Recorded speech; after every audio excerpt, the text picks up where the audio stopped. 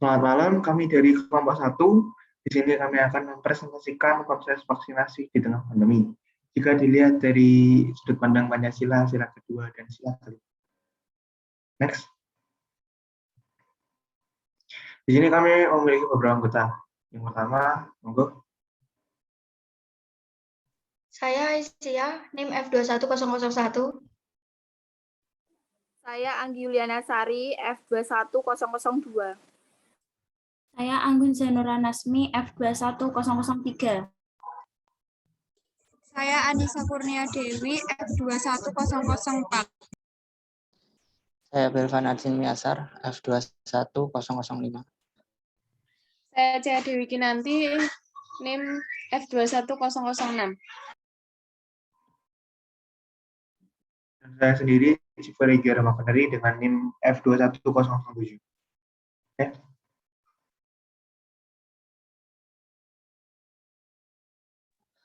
Saya akan menjelaskan tentang vaksinasi di tengah pandemi.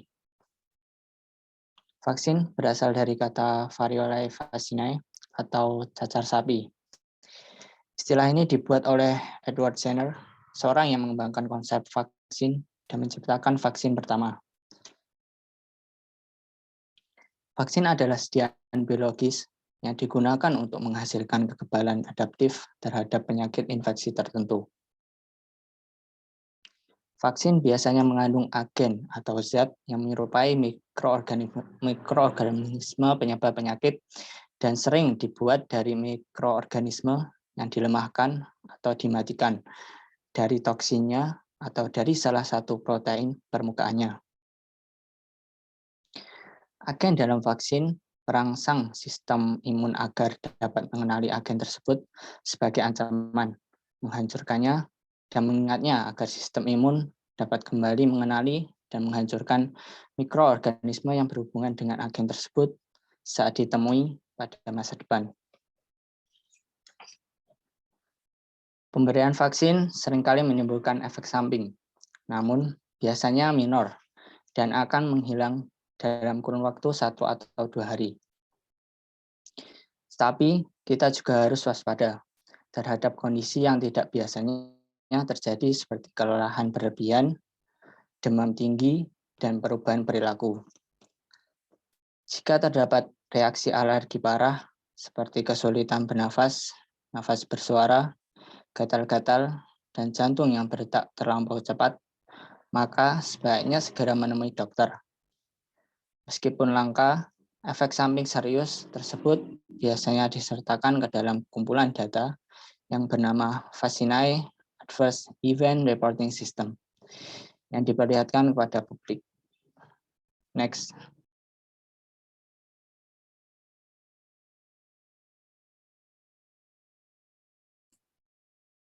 Saya Anggun Zainura Nasmi, F21003, akan menyampaikan beberapa kebijakan vaksin COVID-19.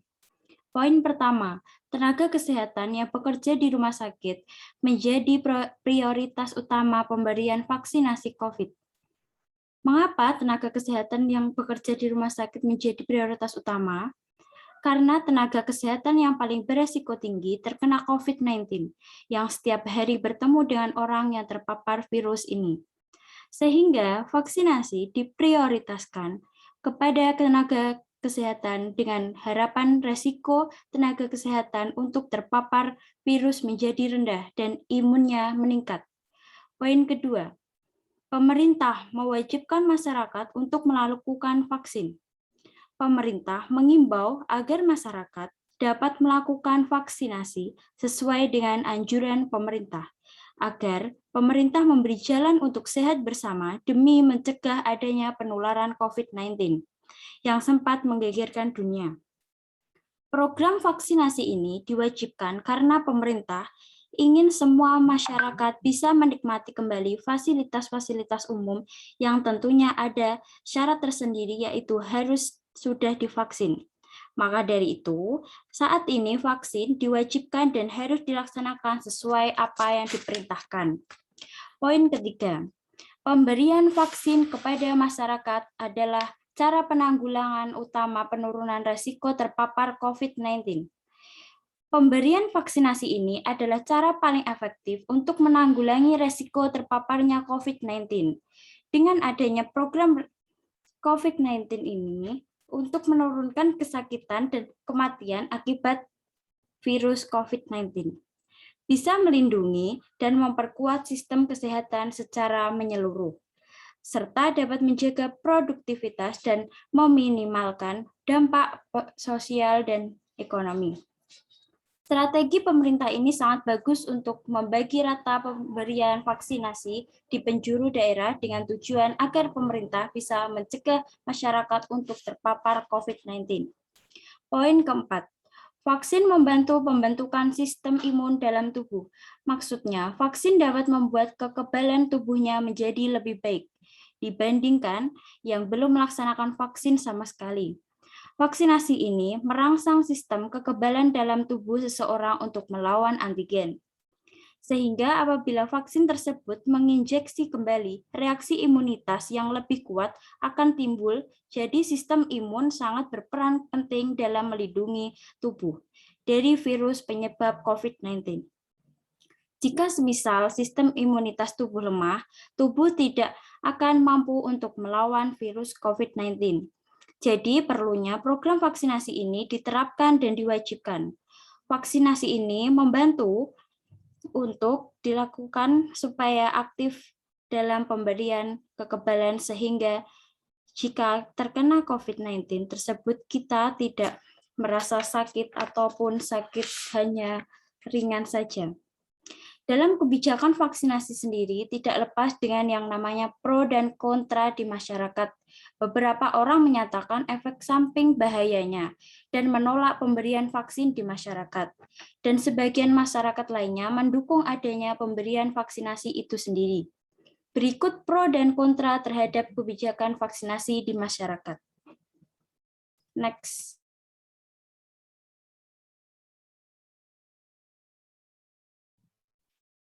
Jadi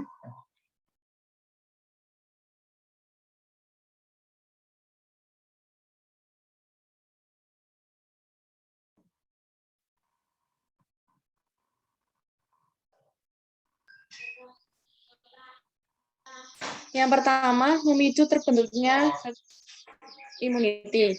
Vaksinasi COVID-19 dapat melindungi orang di sekitar kita, terutama kelompok yang sangat berisiko seperti lansia di atas 70 tahun. Hal ini karena untuk menularkan virus corona sangat kecil dibandingkan dengan seorang yang belum vaksinasi. Yang kedua, pemberian vaksin secara massal dapat membentuk herd immunity. Terbentuknya kekebalan kelompok dalam masyarakat, artinya orang yang tidak bisa mendapatkan vaksin seperti bayi, baru lahir, lansia, atau kelainan sistem imun tertentu bisa mendapatkan perlindungan dari orang-orang di sekitar kita. Yang ketiga, untuk mencapai herd immunity, minimal 70% penduduk harus sudah vaksin. Dengan demikian, untuk mencapai herd immunity dalam suatu masyarakat, penelitian menyebutkan bahwa minimal 70% penduduk dalam negara tersebut harus sudah divaksin. Next.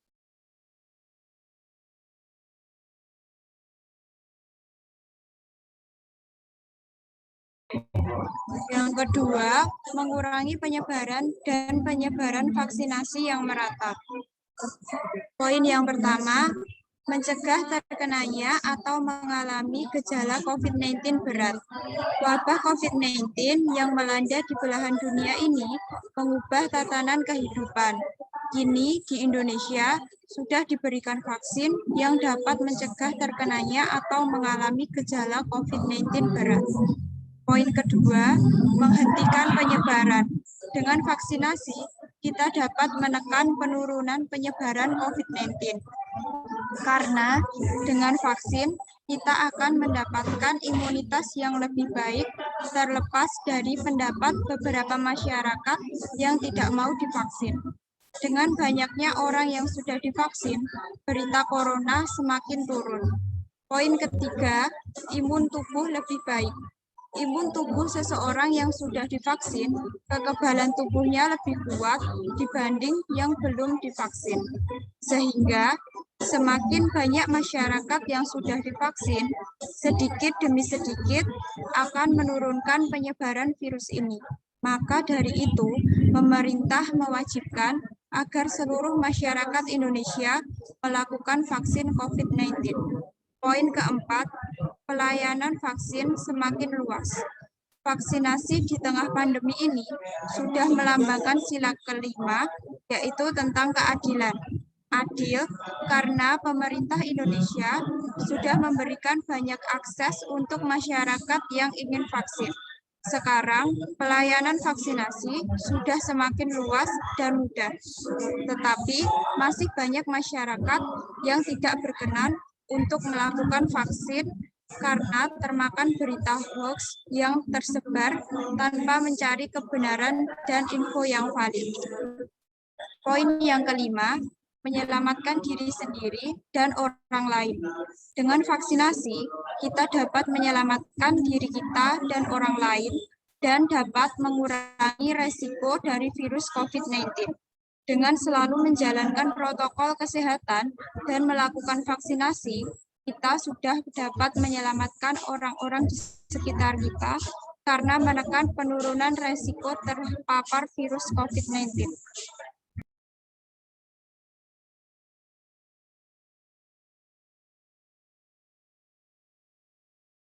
Selanjutnya, kontra penggunaan vaksin. Yang pertama, efek samping farmakologis. Seperti obat-obat pada umumnya, vaksin ini juga punya efek samping farmakologis. Vaksin COVID-19 dapat menimbulkan beberapa efek ringan, seperti demam dan nyeri di area injeksi vaksin. Selain itu, efek yang ditimbulkan juga dapat berupa rasa lelah, mual, muntah, sakit kepala, serta nyeri otot dan sendi. Efek ringan dapat hilang dengan sendirinya dalam 1 hari sampai 1 minggu. Efek samping vaksin COVID-19 sangat jarang terjadi, namun tercatat 11 kasus mengalami reaksi anafilaksis atau alergi yang dapat mengancam nyawa setelah menerima uji coba vaksin Pfizer. Studi kasus lain yang dilakukan di Norwegia melaporkan terdapat 23 kasus kematian pada warga lanjut yang tidak diketahui. Hal inilah yang menyebabkan beberapa masyarakat menjadi kontra terhadap vaksin karena ketakutan akan efek samping vaksin yang dapat berdampak negatif terhadap tubuh. Next.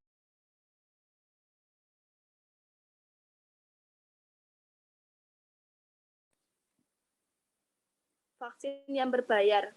Kebijakan mewajibkan vaksin sangat meresahkan masyarakat. Perbedaan vaksin gratis dan berbayar membuat masyarakat membingungkan isi dari kandungan vaksin tersebut. Selain itu, adanya vaksin berbayar dengan jenis berbeda akan menimbulkan persepsi bahwa yang berbayar lebih berkualitas. Sementara, vaksin berbayar ini masuk dalam program vaksinasi gotong royong yang sebelumnya hanya perusahaan yang boleh menyelenggarakan untuk para karyawan. Akibat dari vaksin berbayar ini membuat pengusaha dan penguasa kehilangan kepercayaan dari masyarakat. Kesanggupan pemerintah dalam menyediakan vaksin gratis jika vaksin mandiri bergulir, jika tidak ada jaminan dari pemerintah, maka bisa saja pemerintah berdalih sudah tidak ada vaksin sehingga membuat masyarakat harus membeli di Kimia Farma. Manipulasi keberadaan ketersediaan vaksin pemerintah agar pemerintah dapat menghindari pengeluaran dan penguasa dapat untung besar. Peran pemerintah sangat dibutuhkan masyarakat. Next.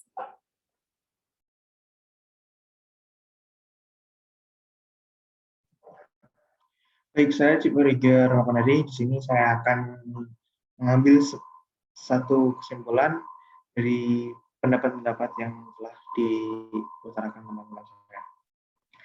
Jadi di sini vaksin merupakan salah satu cara terpenting dalam mencegah penyakit atau virus, terutama sekarang yang sedang tren-trennya yaitu virus COVID-19. Dan Vaksin juga berfungsi untuk menjaga kondisi tubuh agar tetap stabil dan imun tubuh juga agar lebih kuat. Vaksin yang dulunya sering kita sebut dengan imunisasi mengambil keuntungan dari fungsi unik tubuh yang dalam mempelajari dan melawan virus-virus penyakit. Vaksin sendiri juga membantu kita untuk menciptakan kekebalan tubuh untuk melindungi diri dari infeksi tanpa mengakibatkan efek samping yang membahayakan. Tapi selepas itu tetap ada efek samping yang ditimbulkan oleh vaksin sendiri. Misalnya tadi disebutkan orang-orang yang setelah vaksin mengalami kelelahan, demam, atau nyeri di bagian injeksi suntikan vaksin.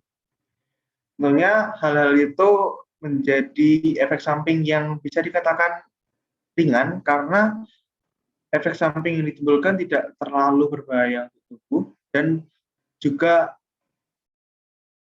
mudah untuk diatasi. Selain itu, efek samping yang ditimbulkan juga akan hilang-hilang sendiri dalam kurun waktu hari atau 1 minggu. Paling lama 1 minggu. Selain itu juga, jika terdapat efek samping vaksin yang mungkin dinilai digolongkan sebagai efek samping yang berat, tentunya akan tercatat dalam Vaccinated Adverse Event Reporting System, di mana efek samping vaksin COVID-19 yang berlebihan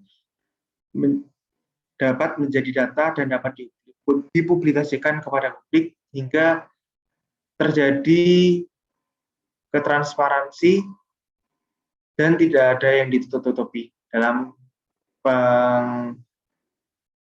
penanganan vaksinasi di Indonesia. Vaksin juga terbukti mampu melindungi orang-orang dari penyakit menular berbahaya. Hal ini sangat telah terbukti jika kita flashback sedikit ke masa-masa kita kecil.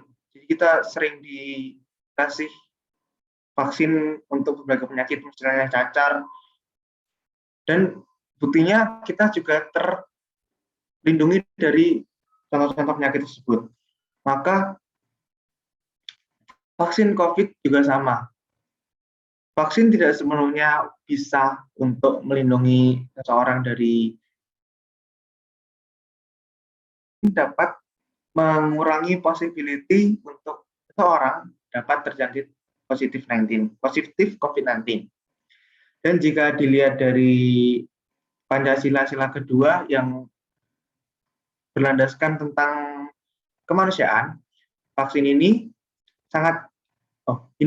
pemerintah Indonesia sangat berusaha memanusiakan rakyatnya dengan penyebaran vaksin yang merata. Tentunya pemerintah Indonesia ingin rakyatnya menjadi lebih aman untuk menjalankan aktivitas sehari-hari tanpa harus memiliki perasaan seperti khawatir akan terkena